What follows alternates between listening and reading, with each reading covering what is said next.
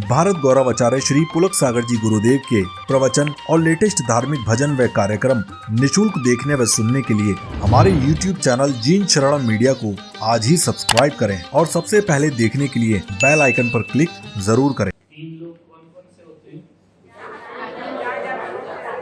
कहाँ जा सकते हैं?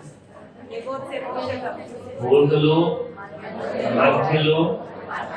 अब यहाँ क्या कह रहे हैं? तीन लोग को नाज झुकाए। तीन लोग में अनाज होता है क्या? बताइए, स्वर्गों में अनाज होता है? खेती है? नहीं है। किसान है स्वर्ग में, फसल उगाते हैं।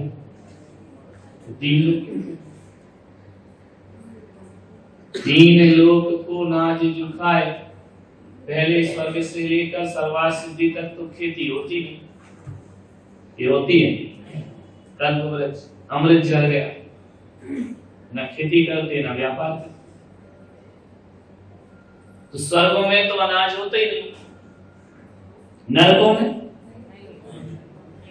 तो ऊर्ध्व और मध्य लोक में अनाज है ही नहीं, तो क्यों कह रहे तीन लोग को नाज झुका? और मध्य लोक में भी ध्यान रखना, असंख्यात द्वीप समुद्र है। कितने हैं? जम्बू द्वीप से लेके स्वयंभू रमण द्वीप तक असंख्यात द्वीप समुद्र है। इसको अपन बाद में पढ़ेंगे। उन असंख्यात द्वीप समुद्रों में सभी जगह मनुष्य नहीं है। समझ में आ रहा? मनुष्य सभी जगह नहीं, 15 कर्म भूमि है बस। भोग भूमि में भी अनाज नहीं होता। तो अनाज कहाँ होता है? नरकों में, निगोद में, स्वर्गों में नहीं होता। अब कौन सा क्षेत्र बचा? मध्य लोक। मध्य लोक में भी केवल 15 जगह। समझना, ये मान के चलो जहां जहां मनुष्य है कर्म भूमि का, वही वही अनाज है, खेती बाड़ी, बाकी जगह नहीं है क्या? बोलो। भोग भूमि में वहां तो कल वृक्ष मिलते हैं, वहां खेती होती नहीं। कर्म भूमि कितनी है? 2.5 द्वीप में 15 है ना। 5 भरत 5 ऐरावत 10 विदे, 5 भरत 5 ऐरावत और 5 विदे 15 में। इनमें ही अनाज होता है बस। और यहाँ दौलत राम क्या कह रहे हैं?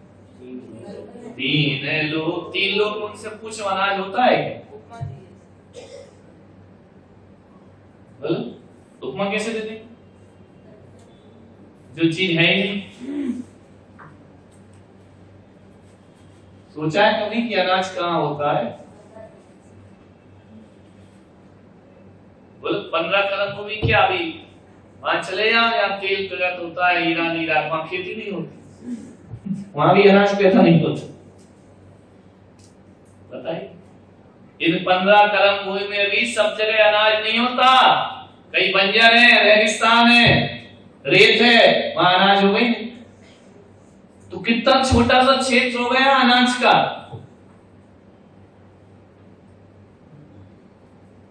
पढ़ के चले जाते तीन लोग को ना। तीन लोग में अनाज होते हैं, लिखा है तो नहीं, फालतू की चीजें तब होता ही नहीं है। ऐसी जो है ही नहीं।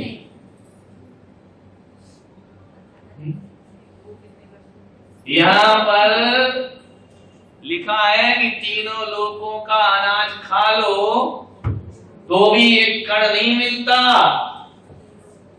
अब उनसे पूछो क्या तीनों लोगों में अनाज होता है जो तुम खिला रहे हो? होता ही नहीं है, खिला कैसे रहे?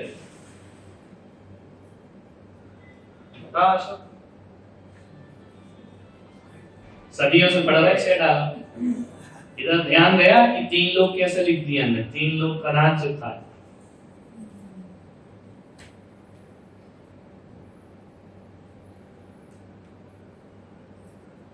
उपमा भी तो वही दो ना जो जम रही हो। ठीक ही नहीं हो रही। जब किसी को कहा कि तेरा चांद जैसा मुखड़ा, थोड़ा बहुत तो होना चाहिए ना। पता चला कि बिल्कुल नाक पकौड़े सी है, आंख हाथी जैसी छोटी छोटी, बोले चांद जैसा मुखड़ा, बोल दो तो हंसने लगे आदमी। थोड़ा बहुत तो मिलना चाहिए ना। तो यहाँ पे तो 3 लोक में अनाज होते ही नहीं है, खा कैसे ही है। 3 लोक को नाज जो खाए, मिटे न भूख, क्या करें।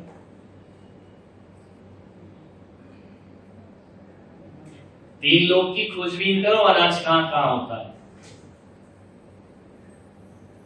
जहां मनुष्य है, जो भी कर्म भूमि का मनुष्य है, वहां पर ही अनाज होगा, और वहां पर भी सभी जगह हो, इसकी भी गारंटी। जो पंजाब का गेहूं है, मुंबई में खेती कर लो, मुंबई से बाहर ही होगी। यहां हो रहा है क्या अनाज पैदा? क्यों? समुद्र है, और जहां समुद्र नहीं वहां पक्की रोड है। अब आप गेहूं पैदा करो, कहां से करो?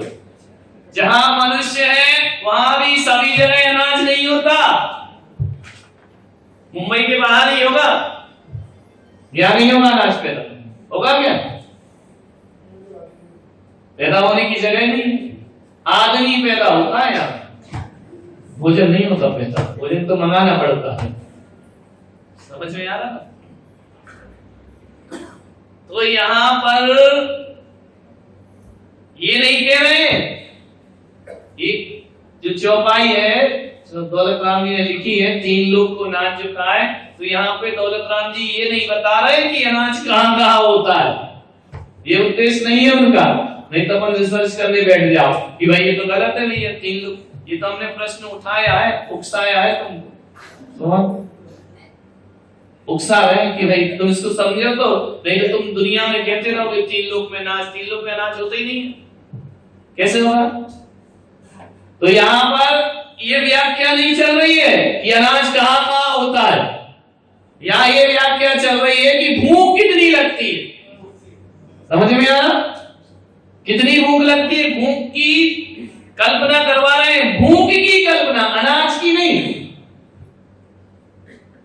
समझ में आ रहा? क्या करा रहे हैं कि सोच, अब आप बताइए, आपको 2 रोटी में पेट भर जाता है ना, और वो 2 रोटी यदि नहीं मिले तो फिर कैसा लगता है? भूख कितनी है, और यदि ना मिले, 1 दिन 2 दिन 3 दिन ना मिले, फिर क्या लगता है? 3 लोग लगता पूरी संपदा खा जाए, लगता है कि नहीं?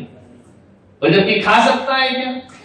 किसी का भी पेट 2 रोटी 3 4 14, इससे ज्यादा नहीं खाएगा ना। मुंबई वाले कितनी खा जाते हैं? 2 तो नहीं, 4 है ना। ऐसा तो नहीं कि तुम्हें 14 में 4 ही दिखती हो, तो वो 3 लोग वाली बात हो जाएगी, है ना। तो आप सोचो भूख कितनी होती है आदमी की, 1-2 रोटी की तो होती है ना, उसके बाद कितना सुख मिलता है। और वहां तो कह रहे हैं कि 1-2 रोटी तो छोड़ो, क्या नहीं मिलता? कण ना है। अब जिसको लगी है भूख और उसे एक कण भी नहीं मिल रहा है, तो कैसा लगता है? बोलो, मोहन से पूछो भूख कैसी होती है ना। नहीं मिले यदि, और ज्यादा बहुत बड़ी चीज नहीं है 2 रोटी। जो भूख में ज्यादा तड़पते, ऐसा नहीं है कि पूरा चौका खा जाए, कितना खाएंगे? वो 2 रोटी ना मिले तो इस जीव की क्या हालत होती है, इस पे कल्पना करो। इतना तड़पता है काय के लिए? अनाज। तो ये नारकी क्यों दुखी है? नारकी क्यों दुखी है? इनको क्या नहीं मिल रहा? अनाज का एक कण भी प्राप्त, इसलिए नारकी क्या है? पक्का है। इनका दुख समझ में आ रहा? क्या दुख है? ऊपर तो प्यास का था, नीचे काय का है?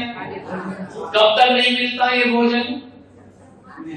कम से कम 10,000 वर्ष, अधिक से अधिक कम से कम 10,000 साल, है ना? अधिक से अधिक 33 साल। सोचो तुमको 10 मिनट ना मिले तो तुम्हारे क्या प्राण दुखी होते कि नहीं? ये दुखी है ना? एक कण भी लिखा ना, ये दुख बहु सागर लो सहे करम जोग ते। कब तक सहन किए? कौन कौन से दुख? भूख प्यास तिल तिल करें, असुर भिड़ावे, बिच्छू से ऐसे डसे, ये सब दुख कब तक सहे अपन ने? तो अपन दुखी थे, लाजमी है। इतने कष्ट मिलेंगे तो दुखी होंगे, इनका दुखी होना स्वाभाविक है। तुम्हें रोटी कितनी देर नहीं मिलती? नहीं, रेगुलर में तो रोज टाइम पे मिलती है ना? और इन्हें तो मिलती नहीं है। तुम क्यों दुखी हो?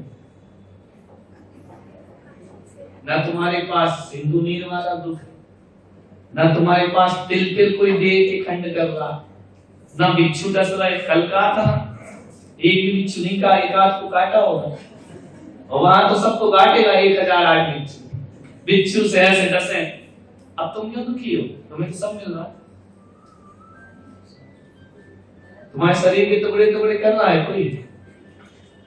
नहीं कर रहा ना? वो तो दुखी है बेचारे, क्योंकि उनके टुकड़े टुकड़े हो रहे, तुम्हारे तो नहीं हो रहे ना। बंद करें मोबाइल। बहुत अच्छा, ऑफ कर दो अम्मा जी। नहीं हो रहा? हाँ, क्यों करते हैं फोन क्लास की?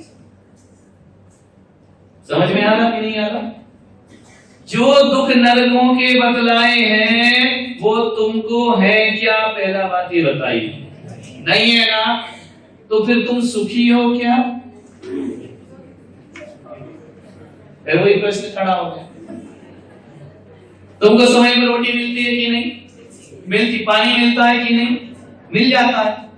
कोई तुम्हारे टुकड़े टुकड़े तो नहीं करता। कोई कांटा आटा चुभ गया तो इलाज हो जाता है, ट्रीटमेंट हो जाता है। ऑपरेशन हुआ तो इलाज हो गया, फिर सही हो गए। ये दुख है क्या?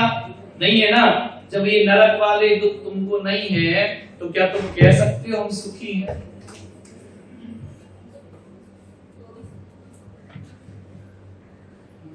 पशु गति के दुख पड़े थे ना, बदबंधन छेद वेदन भार वहन, ये सब तुम्हारे साथ है। तुम्हारा बध हो रहा है, तुम्हारा कोई छेदन वेदन कर रहा है, तुम पे कोई वजन लाद रहा है, नहीं लाद रहा ना, ये दुख तो तुम्हारे पास नहीं है। तो फिर अब तुम सुखी हो क्या? प्रश्न ये है हमारा।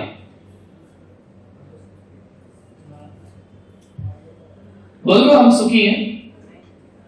यदि 20-25 प्रकार के दुख जो इसमें गिनाए वो तुम्हारे पास तो है नहीं। अब बोलो हम सुखी हैं?